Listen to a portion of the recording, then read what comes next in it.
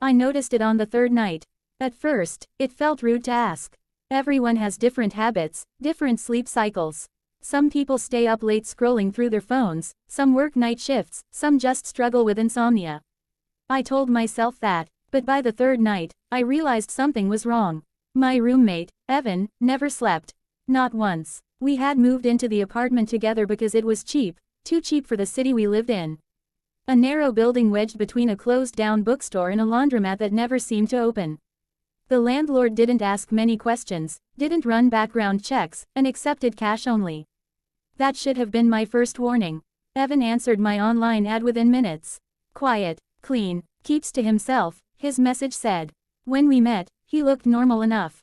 Mid-20s, pale skin, dark hair always neatly combed, eyes that never blinked long enough to notice. He smiled politely, spoke softly, and nodded a lot. He moved in the same day. The first night, I stayed up late unpacking. Around 2:30 a.m., I noticed the light under Evan's door was still on. No big deal, I muttered. The second night, I went to bed at midnight. His light was still on. The third night, I woke up at 4:17 a.m. for no reason at all. That's when I heard it.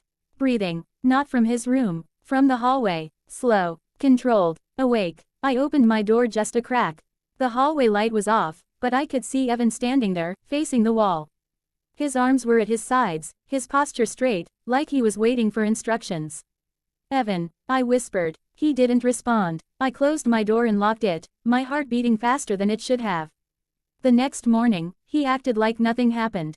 Sleep okay? He asked while pouring himself a glass of water. I stared at him. Yeah, you. He smiled. I don't sleep much. That was the first honest thing he ever said. After a week, patterns formed.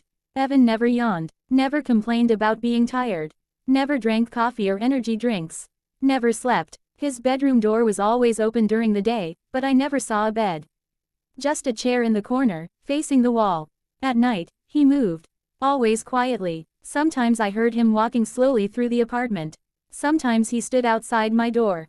I could feel it, like pressure in the air, like someone staring without blinking.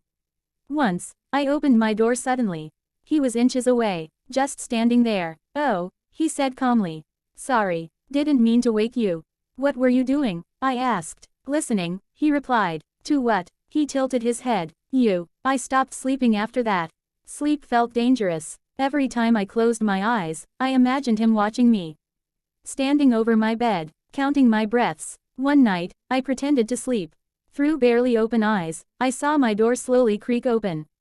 Evan stepped inside. He didn't touch anything. He didn't speak. He just stood there, staring at my face.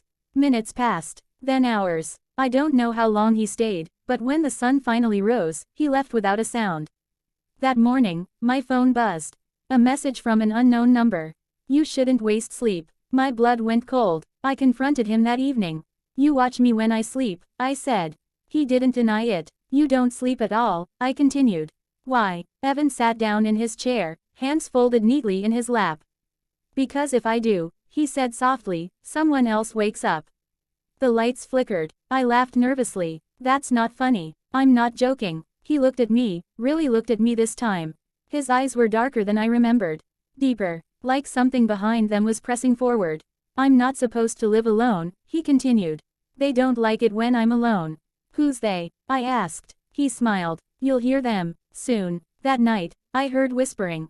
Not from Evan's room, from the walls. Low voices, overlapping, saying my name again and again. The ceiling creaked like something crawling inside it. I ran into the hallway. Evan stood there, eyes closed. Asleep? I asked desperately. No, he said, holding them back. The whispers grew louder. Take him, they hissed. He sleeps. Evan opened his eyes. I'm tired, he said. For the first time, his voice trembled. I need a replacement. I grabbed my keys and ran. Down the stairs, out into the street. I never went back. A week later, I checked online listings. The apartment was available again. Cheap, too cheap. The description read, quiet roommate included, doesn't sleep. Perfect for light sleepers, and beneath it was a new photo. Evan was gone. The chair remained, facing the wall, waiting, and some nights, when I close my eyes, I still hear breathing in the hallway. Slow, patient, awake. Because whatever Evan was protecting us from, never sleeps either.